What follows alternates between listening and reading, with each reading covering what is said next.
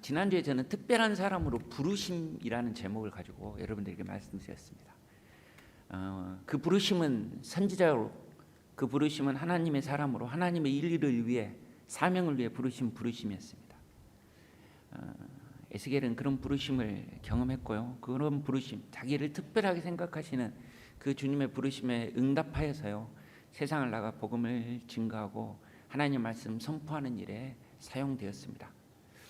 네, 여러분, 부르시는 목적은요, 실제로 사실 우리를 부르셔서 우리가 구원받는 것으로만 우리가 생각한다면 제일 좋은 건 예수 믿는 순간 천국에 가는 거예요. 그러지 않겠습니까?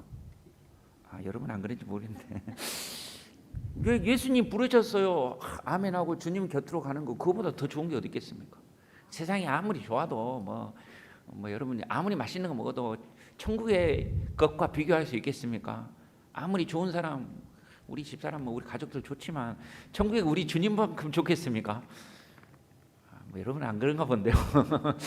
사실 부르심에 받고 딱 구원받은 게 제일 좋은데 이 땅에 하나님 남겨두신 이유가 있어요. 그게 뭐냐면 아직 생명을 알지 못하는 자들에게 그들을 살려내라고, 그들을 살리시는 그 일을 위해 우리를 이 땅에 남겨두신 줄 믿습니다.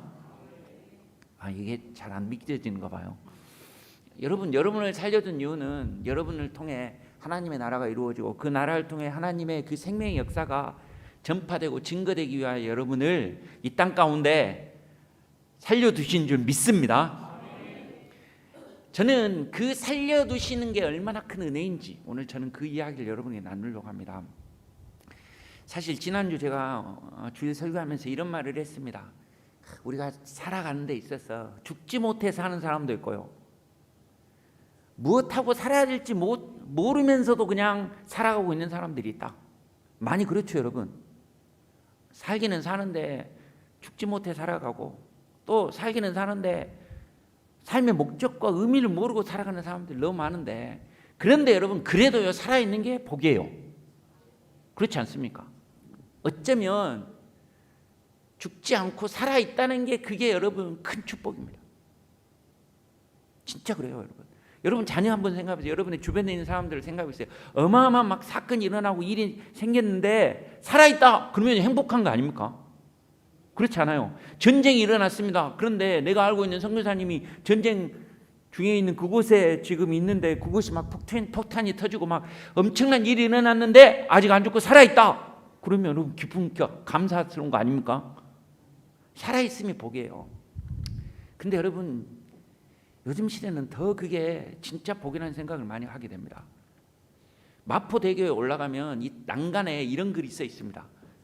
많이 힘들었구나. 조금 더 가면 이런 것도 있습니다. 속상해하지 마. 넌 소중해. 왜 이런 글이 있을까요? 여러분, 이 마포대교를 그냥 걸어가는 이유가 아니라 사실은 자살하려고 하는 사람이 너무 많다는 거예요. 그래서 여러분, 자살하기 전에 이 문구 보고 많이 속상하구나, 그래도 넌 소중하다, 한 번 더 생각하게 하려고 이렇게 야간에도 불이 환하게 여러분 그렇게 켜놨어요. 여러분, 우리가 홍수 때문에 많은 사람 죽었다고 생각하잖아요. 그런데 여러분, 홍수로 죽은 사람보다요 하루에 자살로 죽은 사람이 훨씬 더 많아요. 40분마다 우리나라는요 한 사람이 자살을 해요. 하루에 37명, 평균이 그렇대요.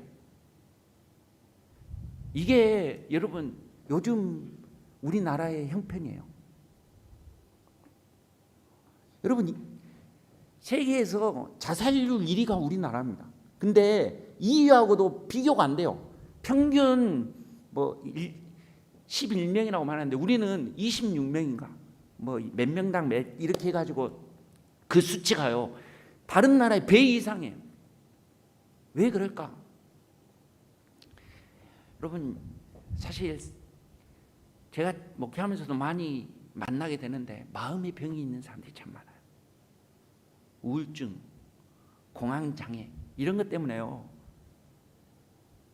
삶에 대한 의욕이 없는 사람들, 슬픔과 괴로움이 자기를 억눌려서 그것에 여러분 이기지 못하고 죽음을 택하는 사람들, 거기다가 이제 코로나 시대에 겹치면서 여러분 경제적인 어려운 문제들, 그리고 여러분 가정이나 여러 형편의 어려운 문제들이 극복하기 힘드니까 그냥 자포자기하고 싶은 그런 심정들이 많은 것. 그게 요즘 여러분 나이 드신 분도 그렇고요, 노인 자살률도 많고, 젊은 아이들도 많고, 청소년들. 이게 정말 심각한 문제인데요, 교통사고로 죽는 수보다 훨씬 많습니다. 우리나라의 사망률 최고 많은 이유가 여러분 자살 중에 하나, 자살이 하나가 되는 거예요. 이런 안타까운 이런 시대 속에요, 오늘 말씀은 저에게 빛처럼 성광처럼 다가왔어요. 뭐냐? 사실 여러분 이 에스겔에게 삶이 얼마나 소중한 것인지 귀한 것인지를 그 시대에 살아가는 사람들에게 지금 선포하라고 지금 가르쳐 준 말씀인데요, 하나님이 그런 우리를 향해 직접적으로 지금 말씀하시는 말씀, 그런 말씀처럼 들리는 그런 성경 말씀이 있는데요, 다음 한번 보실까요? 그게 여러분, 너는 피투성이라도 살아있으라. 너는 피투성이라도 살아있으라. 내가 내 곁을 지날 때 내가 피투성이가 되어서 발짓하는 것을 보고 피투성이로 막 혼자 여러분 발버둥 치고 있는 것을 봤는데, 그런 우리를 향해 하나님 지금 말씀하세요. 피투성이라도 살아라. 피투성일지라도 살아만 다오. 죽지 말고 살아만 다오. 여러분에게는 이 말씀이 어떻게 다가오는지 모르지만 이런 한국적 배경 속에 살아가는 우리에게 어쩌면 너무 힘들지만, 너무 괴롭지만 살라고 하시는 주님의 정말 긴급하고도 간절한 소망처럼 다가오지 않습니까? 여러분 에스겔이 지금 선포하고 있는 이 말을 듣고 있는 대상들은 사실 이 말을 들을 때요 그랬을 거예요. 진짜 살고 싶지 않는데, 살아갈 의미가 없는데, 그런데 에스겔이 하나님이 지나가시면서 너희들에게 지금 말한다. 뭐라고 말하는 거냐? 네가 피투성이 같이 버려진 것 같다 할지라도 살라는 거예요. 여러분 이스라엘 백성들, 에스겔 시대의 이스라엘 백성들 어떤 상황이었을까? 여러분 전쟁을 경험한 사람들, 전쟁을 여러분 경험하면서요, 요즘은 그래도 무기가 너무 강해가지고 한 번에 그냥 딱 죽지만, 그때는 칼로 베고 창으로 찌르고 불로, 여러분 그렇게 하면서 여러분 눈앞에서 자기가 사랑하는 부모와 형제 자매들이 비참하게 죽은 그런 목격을 하고, 여러분 그렇게 자기의 형제 자매와 자기의 일가 친척들을 죽였던 그들에게 포로로 끌려가고요, 끌려가면서도요 죽은 시신들을 보고요 지나가야 될 그들, 그런데 끌려가면 그들이 지금 자유롭습니까? 포로로 끌려갑니다. 원수의 나라에 지금 끌려가고 있습니다. 살고 싶은 마음이 있을까요? 살고 싶은 의욕이 없는 그런 시대에 살고 있는, 미래가 어떻게 펼쳐질지 모르는 그런 상황 속에 살고 있는 그들에게 주님 말씀하십니다. 네가 피투성이 같다 할지라도 살아만 있어도.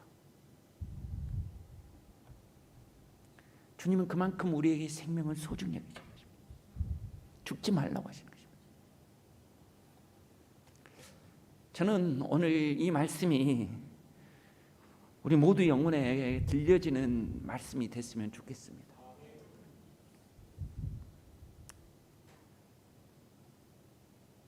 주님께서 다급하게 하시는 이 음성을 우리가 들을 수 있었으면 좋겠어요. 근데 사실 여러분 이 이야기는요 영적인 우리의 상태를 보여주는 것입니다. 다음 보실까요? 폴 위처 목사님이라는 분이 회심이라는 책을 써놨는데 이 본문을 이용합니다. 피투성이라도 살라. 이 피투성이라도 살라고 하신 이 말씀은 왜 필요한가? 그 옆에 제가 써놨는데 잘 안 보이실 거예요. 이런 내용입니다. 이건 우리 존재 자체가 사실은 피투성이와 같다는 거예요. 여러분, 이 피투성이는 왜 피투성이냐면 아이를 낳은 부모가요, 부모는 피투성이인 아이를 키우죠. 내가 죽더라도, 내가 아무리 힘들더라도 내 자식 내가 키우고 싶은 마음이 있잖아요. 그런데요, 그 아이를 버렸어요. 왜 버렸을까요? 정상적인 가정에서요, 사랑받고 애가 태어난 게 아니고 이 아이는 갖기 싫었는데 가지면 내가 책임질 수 없는 아이를 낳은 거예요. 그러니까요, 저주받은 아이고요, 버려진 아이고요. 그래서 누구도 감당하기 없어서 그 부모마저도 버린 아이예요. 그런 아이가 지금 피투성이에 대해서 어린 아이인데 발버둥 치고 있는 거예요. 죽지 못하고 발버둥 치고 있는 거예요. 그냥 놔두면 어떻게 되죠? 죽어요, 여러분. 그런데 사람들이 지나가면서도요, 이 아이는 저주받은 아이요, 이 아이를 데려가면 안 될 것 같아서 외면해요. 보지도 않고 있어요. 그렇게 지금 버려져 있으니까 지가 발버둥 치고 있더라도 그냥 죽을 수밖에 없는 그런 상황이에요. 이 피투성이 같은 이 아이의 모습이 누구냐면 하나님의 은혜를 경험하지 못한 우리의 모습이었다는 거예요. 우리는 본질상 그는 진노의 자식이고 죄 가운데 태어난 인생이고, 그래서 여러분, 세상에서 발버둥 치고 살아가지만 실제로는 영벌할 수밖에 없는 인생이 바로 우리라는 거예요. 그런데 여러분, 그런 우리를 외면하지 않으시고 그런 우리를 불쌍히 여기시고 전혀 사랑받을 수 없는 그런 우리에게 주님께서 눈길을 주시고, 그런 우리를 향해서 피투성이라도 죽지 말고 살아만 있어다오 하시면서 그런 우리를 품으시고 그런 우리를 어떻게 하셨다는 겁니까? 키워주셨다는 것입니다. 이게 복음이라는 거예요. 사랑하는 성도 여러분, 우리는 그런 사람입니다. 사실은요, 은혜 아니고는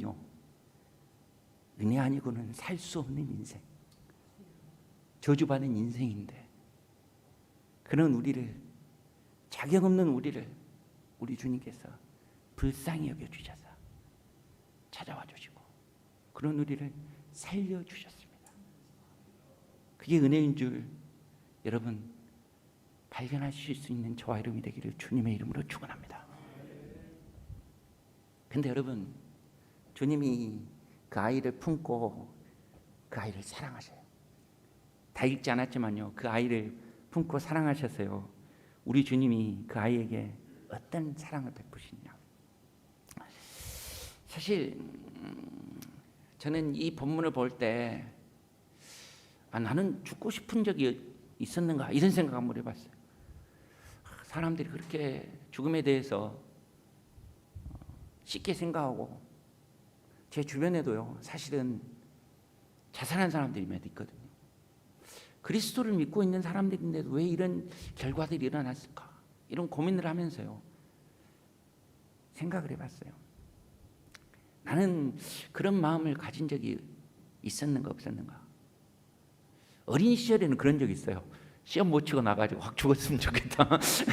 뭐 이렇게 100점 맞아야 되는데 뭐 몇 개 틀렸다. 이거 가지고도 뭐 그런 생각이 충동적으로 일어난 적이 있지만, 내가 그런 적이 있을까 이런 생각을 했는데, 성경에 보면서 제가 놀란 거는요, 여러분, 선지자도 그런 마음을 가질 때가 있더라고요. 한번 보실까요? 엘리야 선지자가 광야에서요 이렇게 하나님께 말합니다.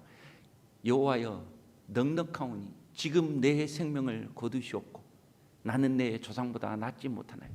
주님의 일을, 부르심을 받고 주님의 일을 감당하는 가운데 그가요 벽을 만났어요. 도저히 안 되는 것 같은 그런 상황에 만나니까, 하나님 나 할 만큼 다 했지 않습니까? 내 힘쓸 만큼 했는데도 이렇게 이 지경이면 내가 어떡하겠습니까? 이제 넉넉하오니 나를, 주님, 내 생명을 거두어 가주십시오. 죽고 싶은 마음이 생깁니다. 제가 이 두 가지를 제가 고민해 봤어요. 진짜 나는 하나님 앞에서 이 엘리야처럼, 하나님 내가 복음을 위하여, 하나님 교회를 위하여, 하나님 이 시대 하나님 나라를 위하여 모든 것 다 했습니다. 이제 더 이상 난 할 거 없습니다. 주님, 그런데도 내 못할 것 같으니까 주님 내 데려가십시오라고 말할 수 있을 만한 그런 삶을 내가 살았는가? 그렇지 못하다는 거예요. 그게 첫 번째 제 모습이었고, 우리는 사실 죽음의 이야기를 하면서도 오늘 핏덩어리 같은 너라도 살라고 말씀하신 이 말씀을 들으면서도 사실은 이런 죽음이 아니라 우리가 당하고 있는 어떤 염려와 걱정과 내가 버겁기 때문에 우리는 죽음을 생각해 보고 있지는 않습니까?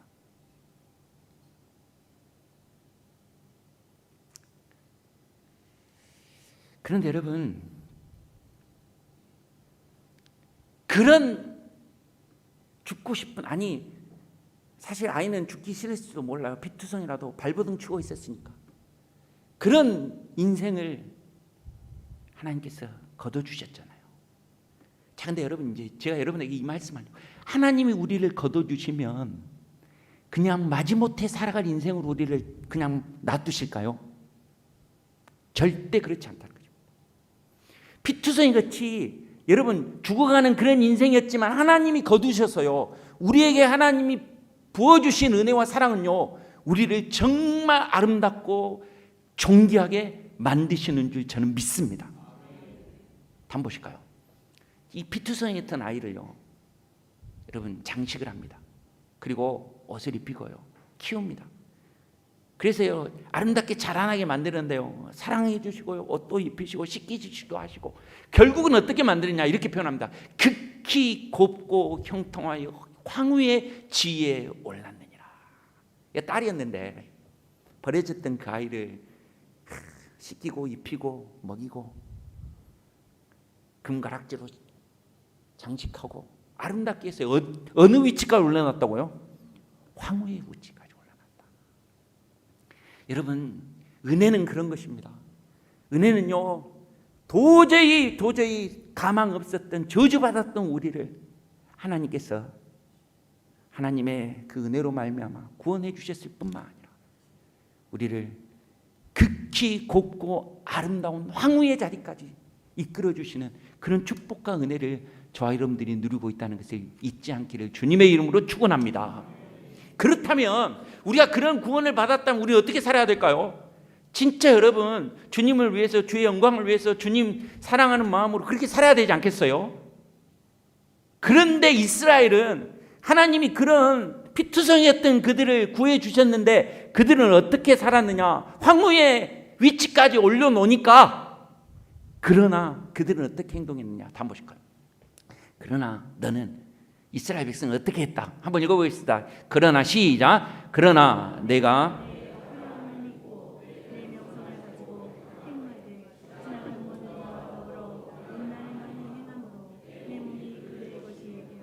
여러분, 그가 어떻게 합니까?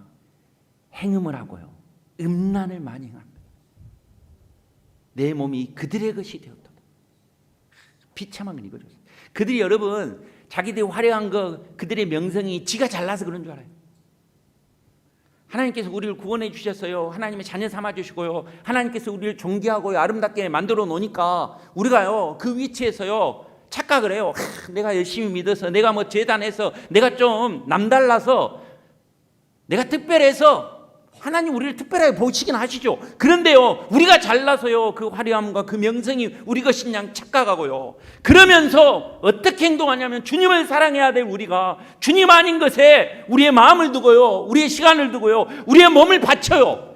그래서요 음행을 하고요, 행음을 하는데 이제는 누구의 것이 됐다고요? 그들의 것이, 세상의 것이 되어서 살고 있다는 거예요. 우리는 하나님의 것인데, 하나님의 사람들인데 세상 것이 되어버렸다는 거예요. 너무 안타깝지 않습니까? 그게 여러분 우리의 모습이라는 거예요. 왜 그렇게 됐느냐? 이렇게 성경은 말합니다. 다음 보실까요? 자, 오늘 읽었던 말씀과 연결해서 앞에 읽었던 말씀과 보면요, 벌거벗은 몸이었으며 피투성이 되어서 발짓하는 것, 그때 그것을 어떻게 해요? 기억하지 아니하고, 나의 비참했던 그 순간 나를 은혜로 구원해 주셨던 그 은혜를 우리가 어떻게 해요? 잊어버리고 은혜를 외면하고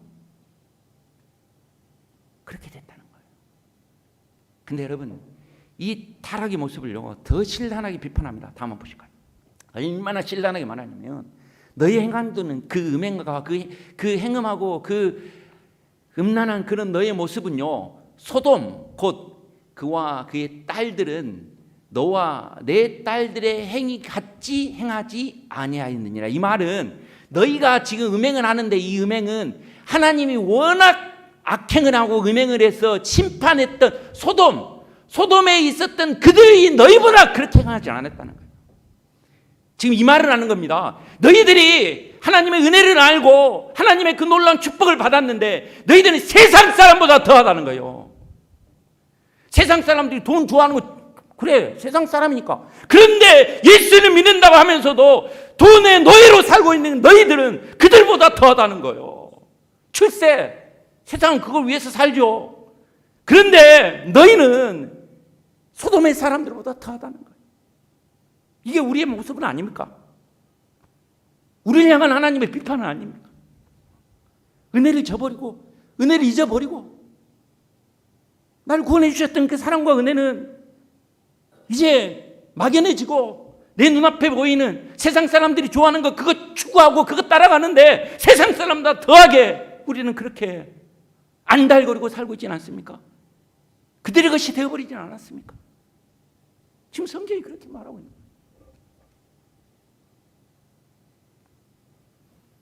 왜 그렇게 됐느냐? 그 이유를 이제 이렇게 표현합니다. 다음 보실까요? 자, 한번 같이 읽어보겠습니다. 시작. 나 주 여호와가 이같이 말하노라. 내가 맹세를 멸시하며 언약을 배반하였은지 내가 내 행한 대로 내게 행하리. 언약을 배반했다는 거죠. 쉽게 이야기하면 이런 거예요. 하나님이 나를요 정말 피투성이 같이 그렇게 버려졌던 인생을 하나님 황후와 같은 자료로 이끄셔서 황후로 만들어 주셨죠. 이 말은 주님과 결혼했어요. 주님과 언약을 했어요. 언약할 때요, 결혼할 때요 서약하지 않습니까? 머리가 팥뿌리가 되도록 다른 남자 좋아하겠다고 말합니까? 이 남자만 보겠습니다. 그렇게 고백했는데, 그렇게 고백하고 그렇게 언약을 했는데, 그렇게 아브라함과 언약을 하고 그렇게 다윗과 언약을 하고 그렇게 너희 백성들과 함께 언약했는데 그 언약을 너희들은 헌신처럼 버리고 배반해 버렸다는 거예요. 이게 너희의 모습이고, 그래서 너희 행한 대로 너희 그 모습 그대로 내가 너희들을 칠 수밖에 없었고, 그래서 너희들에게 전쟁이 일어나는 것이고, 그래서 너희가 지금 포로로 끌려가는 것이고, 그래서 너는 지금 고통과 괴로움을 당하게 된다는 것입니다. 그런데 여러분, 그런 우리를 향해 우리 주님은 그래도 죽지 말라, 그래도 살아있으라고 말합니다. 왜 그럴까요? 하나님이 우리를 향한 생명의 역사가 끊어지지 않았기 때문입니다. 우리는 헌신찬처럼 언약을 버렸지만요, 그러나 하나님은요, 다음 보실까요? 그러나 우리 주님은요, 그러나 나 여호와는 너희를 버리지 않았다는 것입니다. 너희는 세상 것이 좋아서 세상의 것이 되어버렸지만, 그러나 나는 너희를 포기하지 않았다는 것입니다. 너희 행한 대로 그래서 내가 행해 줄 것이다. 너희도 그래서 아픔 당하고 어려움 당하겠지만, 그러나 그 아픔 때문에, 그 어려움 때문에 도리어 나를 생각하고 돌아오게 될 때가 있을 것이라는 거예요. 그러면서 죽지만 말고 살아만 있어다오. 이게 주님이 간절한 부탁이에요. 그러면서 주님이 우리를 위하여 행하실 일들을 이제 말씀하십니다. 그게 뭔가? 다음 보실까요? 자, 우리가 읽었던 60절부터 63절에 보면, 너와 세운 언약을 기억하고, 너는 내 언약을 배반해 버렸지만 너와 세웠던 그 언약을 나는 결코 잊지 않고 그 언약을 세워서 그 언약을 지킬 것이라는 거예요. 내가 내게 내 언약을 세워. 여러분, 이스라엘 백성들 언약을 헌신처럼 버려버렸잖아요. 그런데 하나님은 그 언약 가운데 약속하셨던, 맹세하셨던 그것을 반드시 이루시겠다는 것입니다. 너는 내 백성이 되고 나는 너의 하나님이 될 것이다. 내가 어디를 가든지 내가 너와 함께 할 것이다. 그 약속을 주님께서 버리지 않으시겠다는 것입니다. 그래서 너희들이 저 광야로 간다 할지라도, 너희들이 저 포로로 저 이방 땅으로 간다 할지라도 거기 여호와 삼마가 되는 것입니다. 내가 너와 함께 하시겠다는 것입니다. 언약에 신실하신 하나님이 우리를 버리지 않겠다는 것입니다. 그리고 말씀하십니다. 내가 행한 내 모든 행위를 용서하실 것이고 용서하신 후에 너희로 하여금 이 언약을 기억하게 할 것이다. 그리고 너희도 그 언약을 기억하면 너희가 행했던 일이 생각나니까 부끄럽겠지만 그러겠지만 그 하나님의 그 언약 안으로 그 사랑 안으로 들어오게 만들어 주시겠다는 것입니다. 그 언약이 뭡니까? 우리가 여러분 주님 앞에서 언약을 끊어버리고 이제 언약 백성이 아닌 것처럼 살아갔던 우리를 회복시켜 주시기 위해서 우리 주님이요 우리에게 주신 언약은요 새 언약은요 창세 때부터 우리에게 허락하신 언약은요 그 모든 책임을 내가 감당하겠다는 것입니다. 내가 짊어지겠다는 것입니다. 그게 무엇이죠? 예수 그리스도의 십자가의 언약.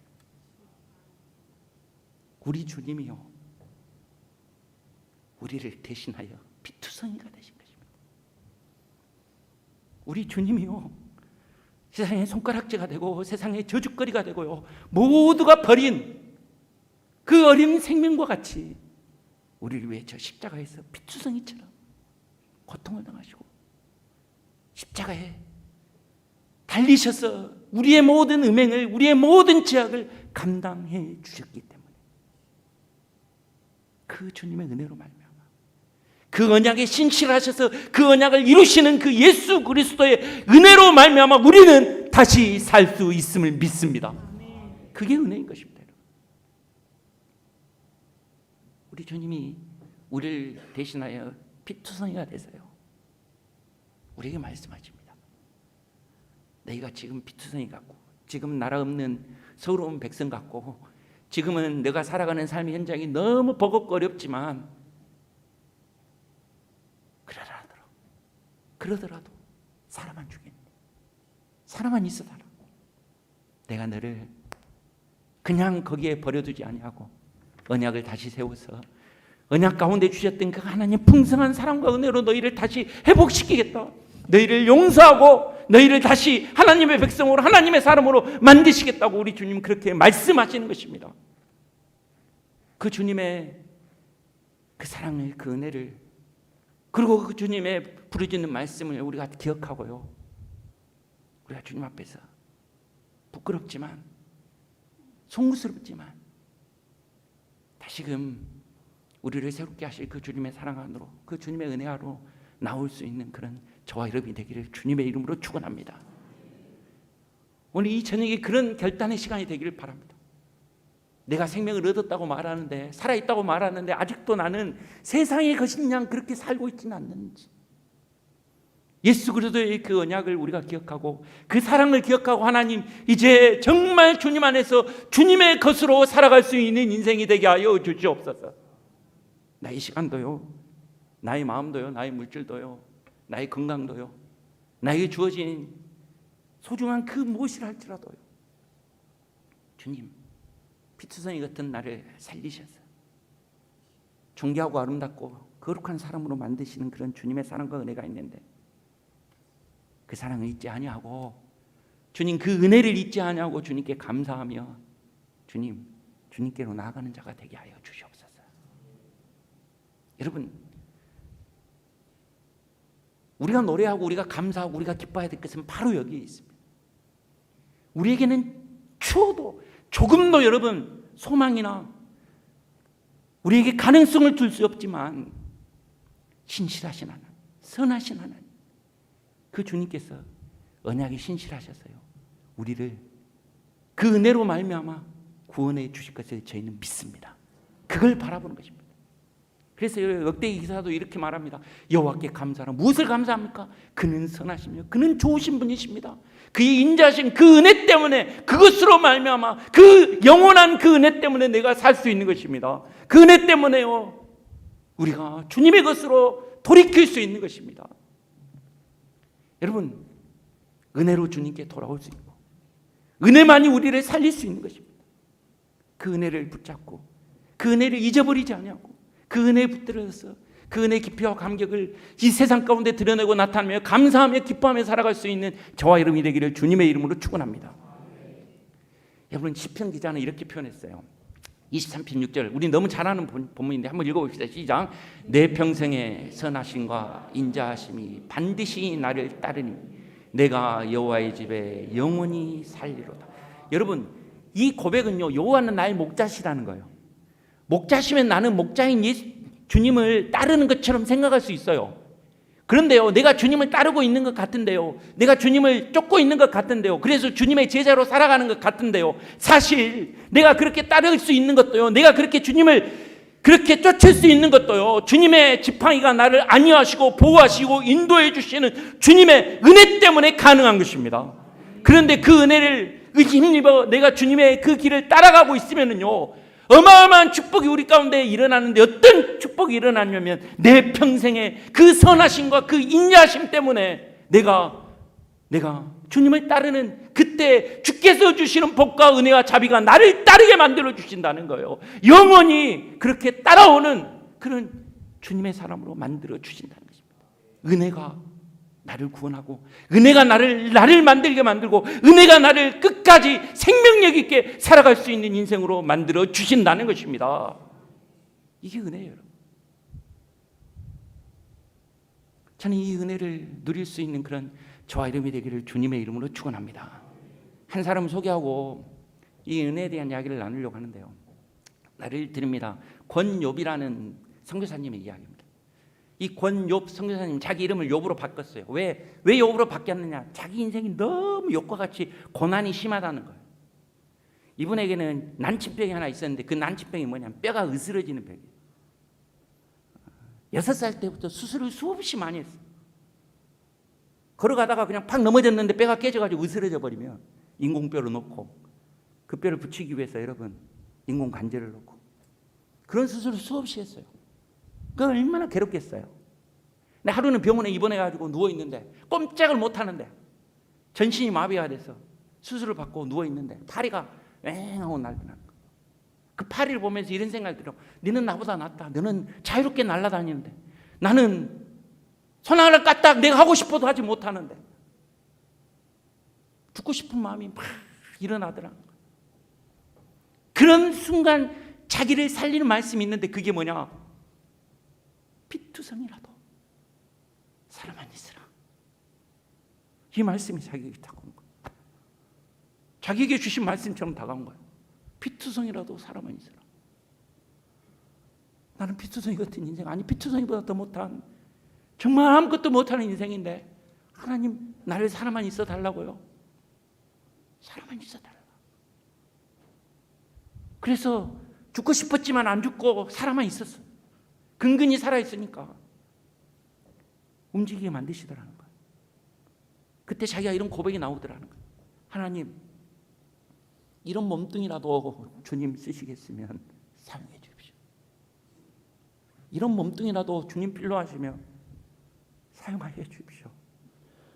나도 마음에 안 들고, 나도 갖고 싶지 않고, 아니 세상 사람들이 다 주변에서 다 쓸모없는 인생이라고 말하지만, 하나님 이런 몸뚱이라도 주님이 원하신다면, 이런 인생이라도 주님 원하신다면 나를 주님께 드리기를 원합니다. 그래서 여러분, 장애인들을 위한 선교를 하고, 그런 선교를 하다가 여러분 선교사님을 나가서 복음을 전하는 일에 지금도 그렇게 살아가고 계신다는 것입니다. 이분만이 이 은혜를 받은 사람입니까? 우리 모두는 하나님의 은혜 없이는요 살 수 없었던 인생입니다. 그런 피투성이 같은 우리를 하나님께서 불쌍히 여겨주셔서 죽지 말라고, 살아있으라고 말씀하시고, 그런 나에게 생명을 주셨을 뿐만 아니라 하나님은 그런 우리를 존귀한 자로, 거룩한 자로 살아게 만들어 주셨는데, 우리는 그 은혜를 받고 그 은혜를 누리면서도 어쩌면 이스라엘 백성들처럼 그들의 것이 되어버리진 않았습니까? 세상의 것으로 살고 있지는 않았습니까? 그 은혜 때문에요, 우리도 주님 앞에 이렇게 고백할 수 있었으면 좋겠습니다. 주님, 보잘것없지만 연약하지만 주님 나를 쓰시기를 원하신다면 주님 나를 받으십시오. 나를 주님께 드립니다.